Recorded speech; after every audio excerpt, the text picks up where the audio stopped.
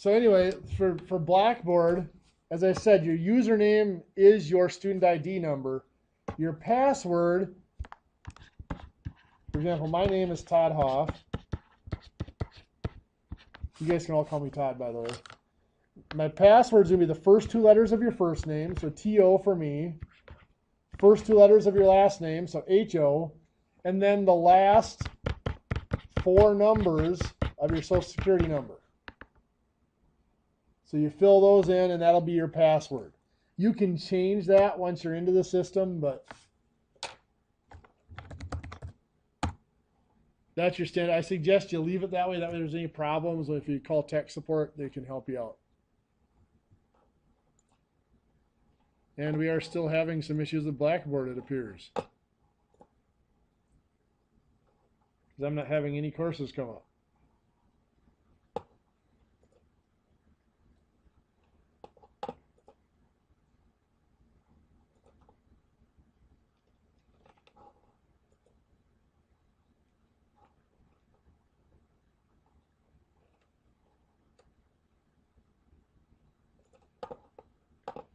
Oh, let's see if we can force it. Normally, okay, there it works.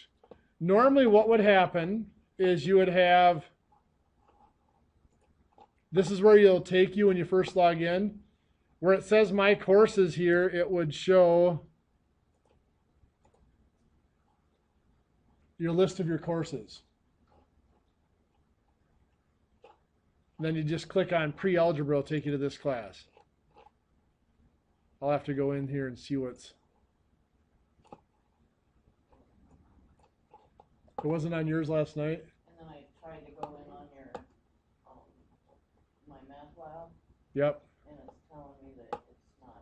Yeah, we've got some issues. I'm going to go and make sure that this, we had some issues, make sure this is still made available. It is made available, so. No, mine, I was able to print out the syllabus this morning and everything. Okay. So anyway, once you click on the course, the first thing you'll come to is an announcement. The announcement just kind of goes through some of the things we're going to talk about today. It gives you what the textbook is and stuff like that. On Blackboard, if you go into Blackboard, most of the useful information is going to be here in course information. Right now, about all that's there is the syllabus. My contact information will be up there once Blackboard is operating correctly. My contact information will be there.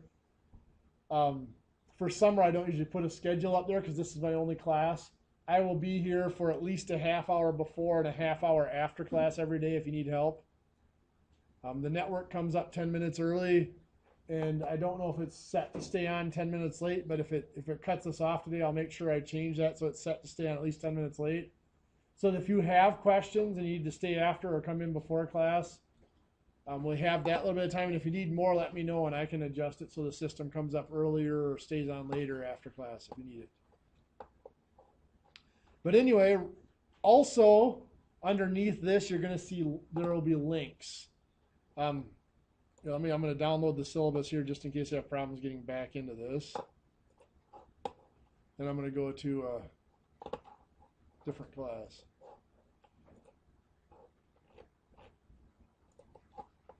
This is last fall's pre-algebra class.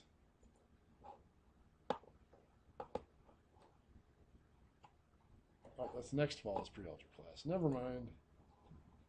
Maybe it won't let me into any of my old ones now. I don't think it's going to. Okay, so I won't be able to get into any of those. We went to a new version of Blackboard about 2 weeks ago, and there have been a lot of bugs, and it's been a little bit of a struggle. So anyway, by the way, this is a little thing here. If you click on this, this will give you a list of classes as well. There's a little, your name should be up here with a little arrow. If you click on that, it's another way to get into classes if they don't show up for you. So anyway, let's go over the syllabus. So if you go into Blackboard, I don't print off the syllabus and hand it out anymore because in the past I found that most of them ended up in the garbage can on the way out the door.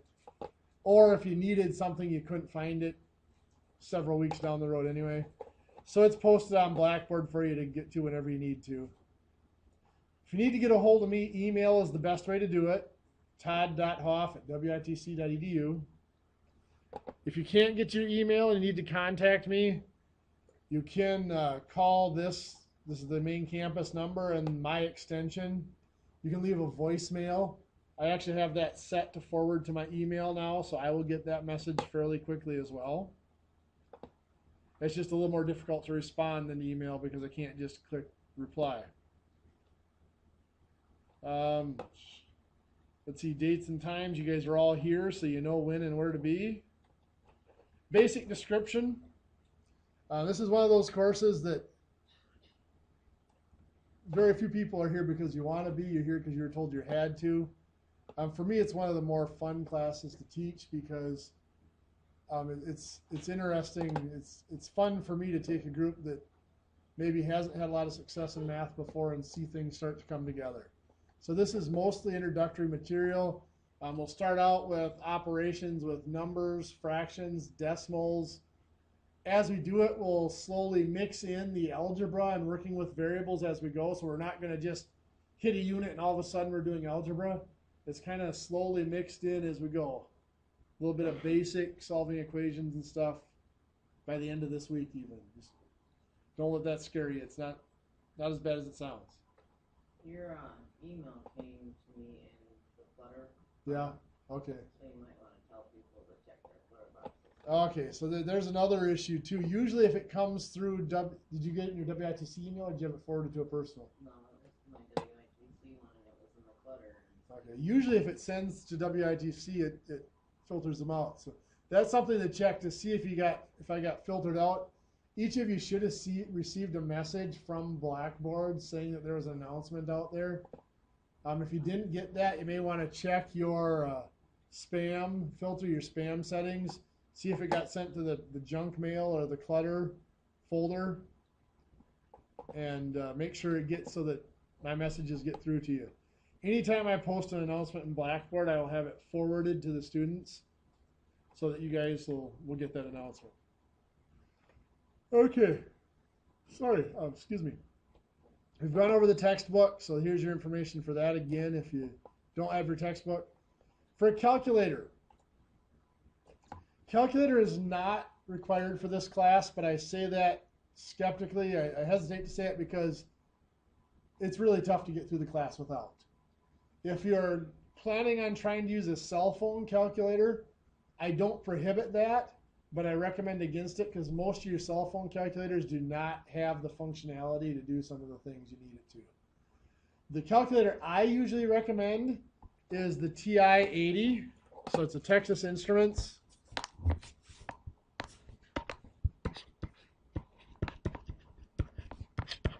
Or not a TI-80. I'm thinking of my statistics class. Texas Instruments TI-30 is the one I recommend. The reason I recommend the TI-30 is it is scientific, but it also does fractions. And that's a very handy function. Now, if you have, there's a lot of Casios and Sharps and those that do the job very well as well. The reason I recommend the TI-30 is it's the one that's probably the easiest to use. In fact, that's the one right there. Yep. So, okay. It's a very nice calculator to work with. Like I said, if you have a different calculator and you're not sure if it'll work, let me know and I'd be happy to take a look at it and make sure it'll work. But I highly recommend the fraction calculator.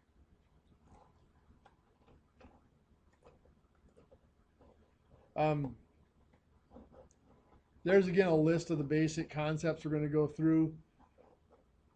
Some basic numbers, a little bit basic algebra, a little bit of basic geometry, and some statistics. We do a lot with ratio and proportion.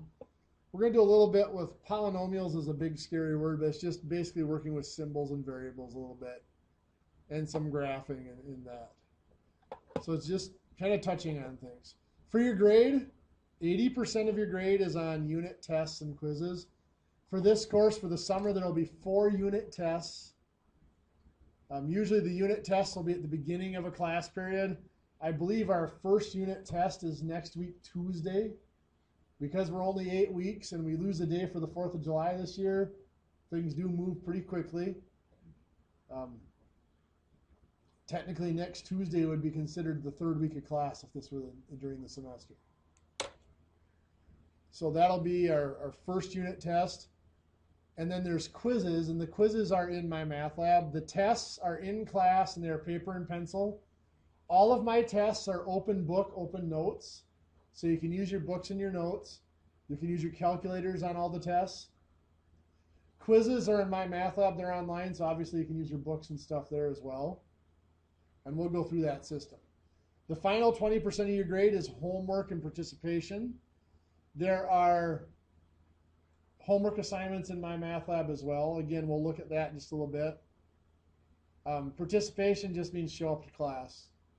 If there's something you have to miss, just let me know, and I'll make sure that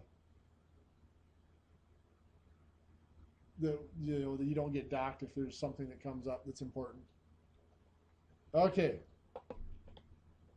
So then from there, how your grades determined is the standard WITC grading scale. So that's listed here. I'm not going to go through that grade by grade. You can look at it later.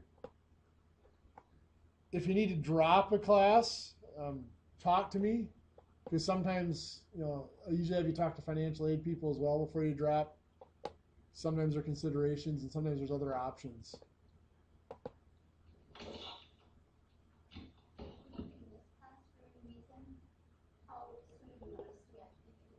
As long as you give me a notice before the start of class. And if you just send me an email or a voicemail or anything like that, that's fine. And obviously if there's like a family emergency and you have to run and you have to tell me about it later, I'm not going to be, not going to throw the book at you if you don't tell me till after class that something came up. I understand that life happens. Okay, the rest of this is kind of the standard WITC code of conduct, and don't cheat, don't do all the other stuff. I'm not going to go through all that. You can read it on your own if you want to. A couple things I will go through. If you have any needs, whether it's a diagnosed disability or maybe you're just nervous about taking a math class, or maybe you have test anxiety or whatever, talk to me. If we need to let you have a private room or a quiet room to take tests, or if you need extra time or whatever, let me know. Very seldom do I have a student that I can't figure out some way to help them get through. And that's kind of the purpose of this class, part of the purpose is to get you over some of those fears of math and stuff like that too, so it's easier to go on to your next class. Podcasts and videos, as I said, most of the classes are recorded and they are posted on YouTube for you to watch. So 2 things, those are property of WITC, so that if you invite over your friends to watch your math videos and sell tickets, I get half. Just kidding. But the biggest warning is don't say anything in class that you don't want recorded on the camera. Every now and then somebody will make a comment and it's like, yeah, I got to go back and edit that out because it's not something they want the world to know.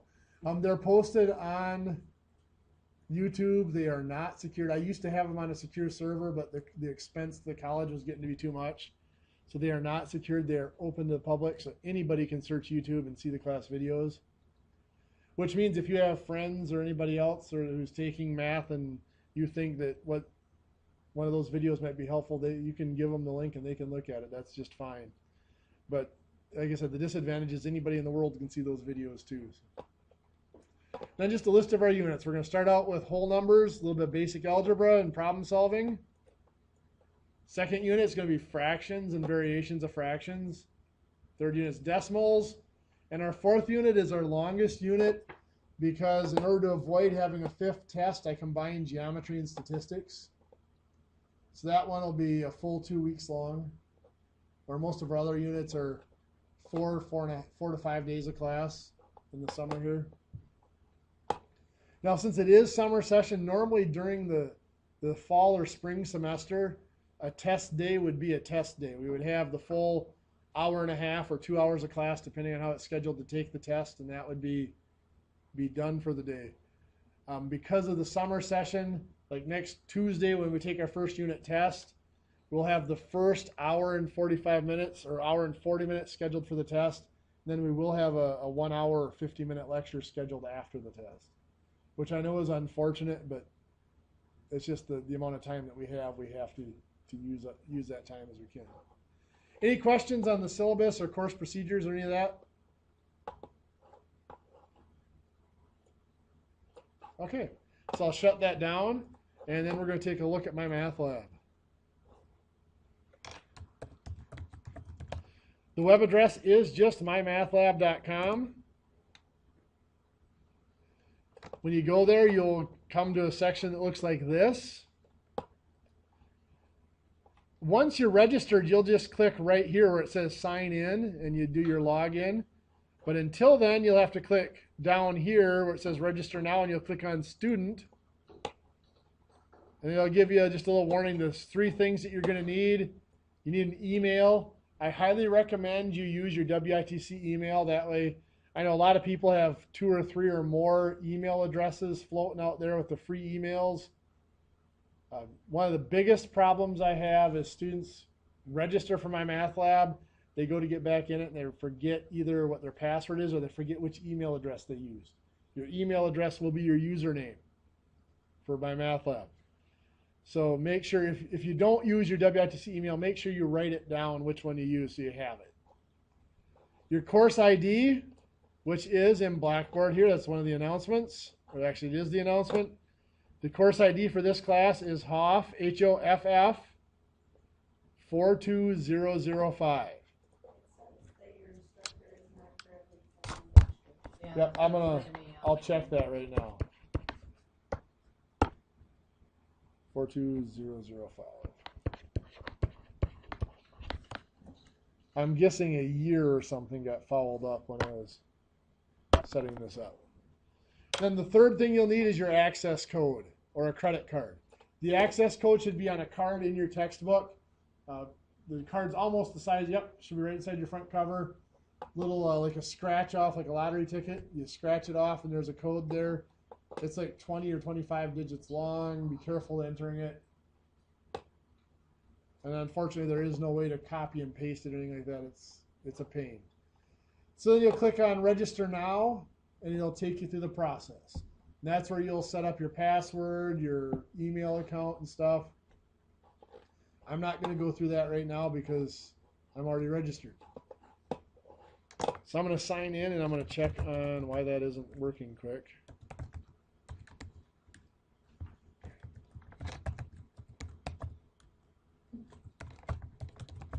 If I can type, there we go.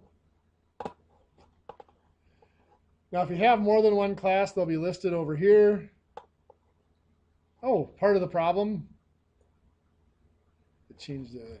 I gotta get the right access code out there.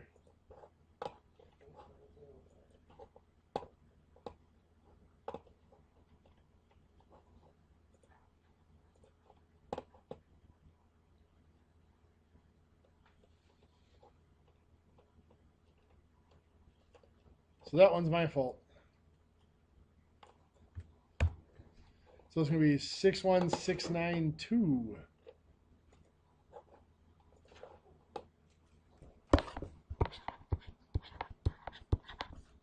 So HOFF 61692 is the code you're going to want to get into Blackboard.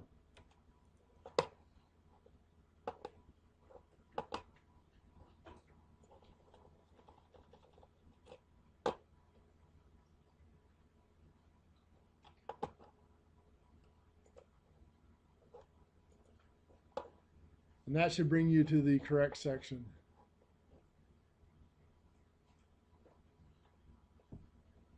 Now I realize for right now none of you are enrolled in MyMathLab yet, and that's fine. I want to show you some of the features of it quick. Once you log into MyMathLab, the first place it's going to take you is to this dashboard screen here. And this will show you right here is kind of a calendar that shows you what's coming up, what your next assignments do. You see right now it has homework assignments listed for the next few classes. There is a homework assignment due almost every class. The quiz assignments will trail the homework assignments by a day. So like we'll have homework assignment 1 today. Quiz 1 will be due tomorrow. Homework assignments are open. You can start them. You can work as far ahead as you want to. I don't recommend getting too far ahead because then by the time we get to it, you've already done the homework and you go to do the quiz, you've kind of forgotten about it. Especially don't recommend going past when the next test would be.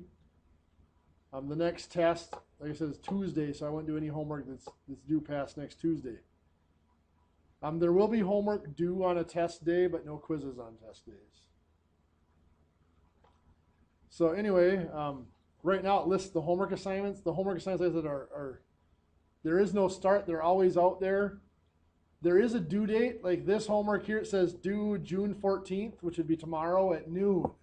So at noon tomorrow, if you're not done with that homework, it'll cut you off. Now you can go back in and continue working on it, but if you do that, it's going to give you a warning that says you're going to lose, you're going to be penalized or whatever. I do that because that way I know whether you finished on time or not. If there's a reason why you had to go past, let me know. This is not, there will be a grade book in my math lab, but that's not the official grade book. The official grade book is in Blackboard. So when I transfer that over to Blackboard, if you've given me a reason why you had to work late on it, I will change that grade in Blackboard for you. Now, I recommend that you have it done, if at all possible, by the due date because there will be a quiz tomorrow on the same material that was on homework 1. That quiz will be due tomorrow night at 11:59 p.m. So basically by midnight tomorrow night. And that quiz will open up. Right now it doesn't even appear on here. It will open up tomorrow morning, probably at about 8 a.m. So if you do this homework tonight and you're absolutely confident about it, you could actually do the quiz tomorrow before class if you wanted to. Or, like I said, it's not due until 11:59 p.m. tomorrow, so you can come to class, ask questions on the homework, so there's time for me to go over stuff on your homework, and things like that so that you feel more ready for the quiz. The homework, sometimes it works to click on it from the dashboard, sometimes it doesn't. Otherwise, you can go here to where it says homework on the side over here. You can click on that and it'll bring you to a list. There's all the homework assignments for the semester listed out. So that's all the homework assignments for summer. There's 20 of them. If you click on quizzes and tests, right now it's not going to say much. It'll have the 4 tests listed out. If there is time, our last day of class, August 4th, is a cumulative final test. That is not something to be afraid of. That is more to evaluate the effectiveness of the course than it is the students. That test cannot lower your grade. The only way it can lower your grade is if you don't show up to take it. As long as you take it, it will not lower your grade. But if you happen to do really, really well on that test, it can raise your grade. But again, that test is more to evaluate how effective was this course in getting you ready to take your next class that you need to take. Notice there are no quizzes listed here. If you scroll down, it'll show like pre-tests and review quizzes. These are not assignments. You see it says sample tests and quizzes. Those are things put out there by my math lab. So if you wanted to practice chapter 1, you could. But those are not assignments for this class, just so you know. So you're welcome to use those for practice, but those are not graded. So the quizzes will appear up here when they're available. So come tomorrow at 8 a.m., the first quiz will appear right here, actually above test 1. So let's go back to the homework assignments here. Click on homework 1. Now the first few homework assignments are pretty long. Not uncommon to have 50 or 60 questions on these first few homework assignments, because you got to remember, in the summer session, every day of class is pretty much a full week. I mean, every day of class is 2 days during the regular session. This class meets, depending on whether you take it fall or spring. In the spring, it meets 3 days a week for 16 weeks. That's 48 classes. We're meeting 3 days a week for 8 weeks. That's only 24. So think of that as 230 question assignments instead of 160 question assignment, if that helps. It is a lot of questions to go through. I hate to say it, but I do plan, usually you got to plan about 3 to 4 hours a day in the summer for getting done with homework and quizzes. Some people maybe a little bit more if you struggle.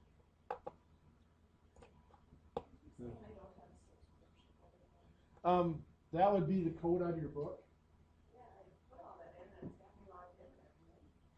Okay. Sometimes you just have to shut down your browser and come back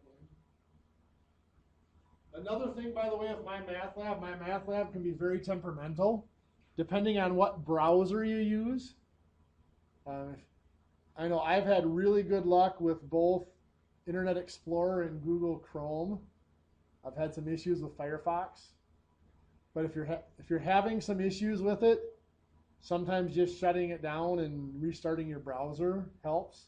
Sometimes using a different browser. Now there have been some issues with some of the tablets as well.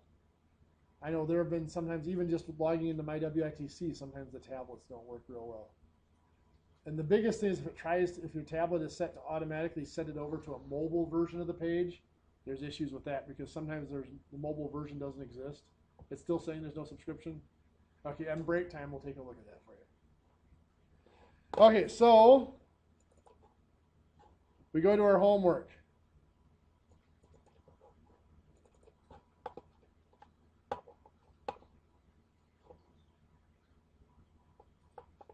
Oh, here, let's just. You answer the question, you can answer. The homework will tell you right away whether it's right or wrong. Let's answer this one wrong.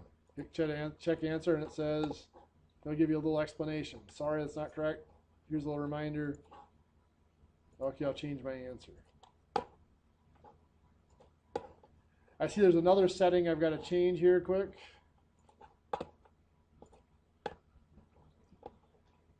New version of Blackboard, or of my math lab 2 this semester, so there might be a few things I'll have to adjust. I'm going to adjust this one quick just so I can show you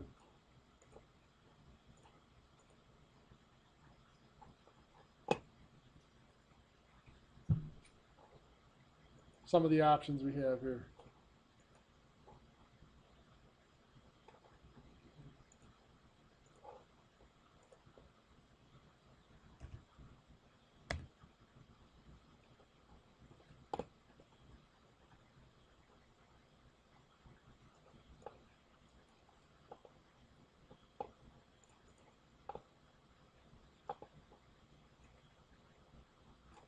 See if that helped.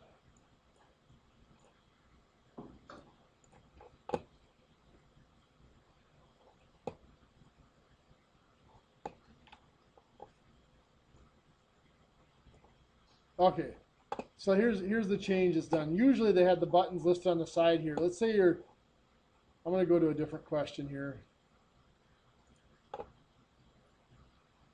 Okay, let's say I'm looking at this one and I don't know how to do it. Here it says question help. I click on that and it'll give me a menu. The first one is help me solve this, and the second one is view an example.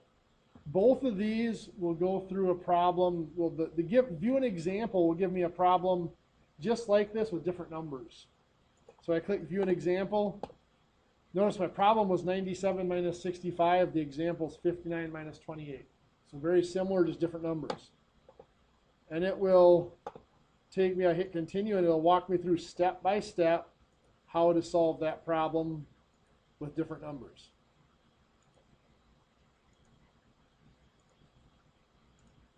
So if you're stumped on a question, that's one thing that'll help.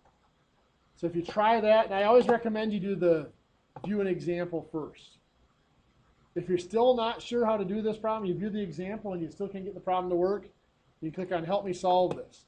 That'll do the same thing, only it'll take the exact problem and it'll walk you through. And this time it'll require you to do some things. It'll give you instructions and it'll say, okay, now expand each number. So this is 6 tens and 5 ones. So you'll have to enter that before it'll let you continue. Then it'll take you to the next step. And they'll say, okay, now we've got to subtract 7 minus 5. So I got to enter that and hit check my answer before it'll let me continue. So it'll, instead of just showing you step by step, it'll make you do it step by step, telling you what to do next. Notice, however, I got to finish this now.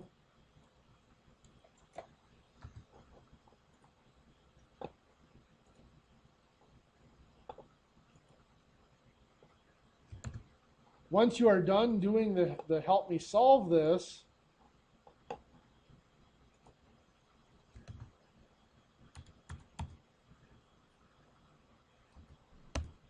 it'll show you how to check your answer. Now once you're done, once you close, you'll see this problem just changed. So now it'll give you a new problem to try. So in MyMathLab, if you try a problem 3 times and you get it wrong 3 times, it will change it to a different problem. Or if you do that help me solve this option, it'll take you through that problem step by step, and then it'll give you a different problem. It'll give you different numbers for that problem. Some of them have a video. You can click on a video and watch a video, and it'll walk you through how to solve a similar problem. They should all have a textbook link. If you click on that,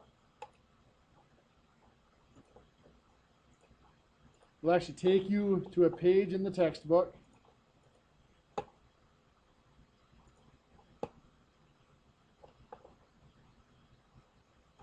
Oh, it's not, my blocker's on, so it's not going to let me do it. It'll actually take you to that page in the textbook. And it'll show you, okay, this is the page in the textbook that goes over this. And you can read through it then if you want to look at it. Or you can, what I usually do, because I hate reading textbooks on this computer screen, you can just look at what page it is, and you can look it up in your hard copy textbook. The other option that'll be over there, it just closed me out because my computer locked up on it, but Ask My Instructor. If you click that button, it'll send me an email telling me that you're struggling with that question and you have a question on it. It'll give you a spot where you can type in a little message to me if you want to. So maybe you can say, I understand how to subtract, but I don't know how to enter this to make MyMathLab understand it or whatever. And that does happen sometimes. Let me take a look at one of these homework assignments. I think this one will work. When we're dealing with fractions, that's probably one of the biggest problems is you know how to do the problem, but you're not sure how to enter it.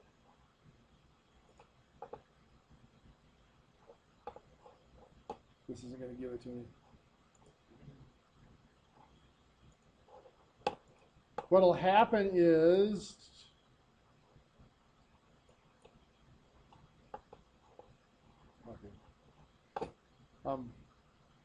what'll happen is there'll be a menu that'll pop up over here. Like if you have to enter a fraction, there'll be a menu that'll pop up that'll have like a, I just can't find the question that has it right now. It'll have something that looks like this. If you click on that, it'll put up a blank fraction in there. You can just fill in the numbers, so you don't have to figure out how to enter a fraction to make MyMathLab understand it. And that would pop up either right by the answer here or off to the left side. It'll show you how to do that.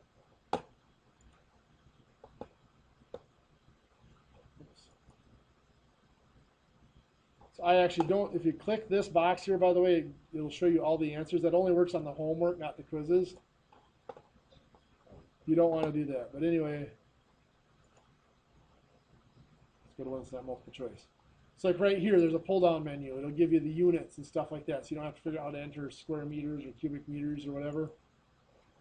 And as we go through, those things will pop up. We can go through them more as we want to. Here you can see down the bottom. If I want to, the menu appears here. If I want to enter a fraction, I can put that in, so I can just fill in the fraction. Or if I needed to enter a mixed number, I click that one and enter, and it gives me a little template to put in the numbers for a mixed number. Okay. Again, if there's any issues, feel free to let me know. The summer, things move along kind of quickly, so stay on top of it. Okay, does anybody have any questions on MyMathLab? Normally, I would not take a break until a little bit later, but what I want to do right now is I'm going to take a break right now. Those of you in Superior and Richmond, you're in a computer lab, so if you want to log in and try to get into my math lab. Those of you here in Rice Lake, again, that address is mymathlab.com, no spaces. Those of you here in Rice Lake, the computer room next door is reserved for us to use. So we're usually we only take 10-minute breaks, but we're going to take about 15 minutes today so we have time to get this done. We will start lecturing about 3 minutes to 10. So that'll give us 15 minutes. So if you want to get registered for my math lab quick, make sure that's done, and when we come back, we'll either work out some problems or we'll start on some of the material.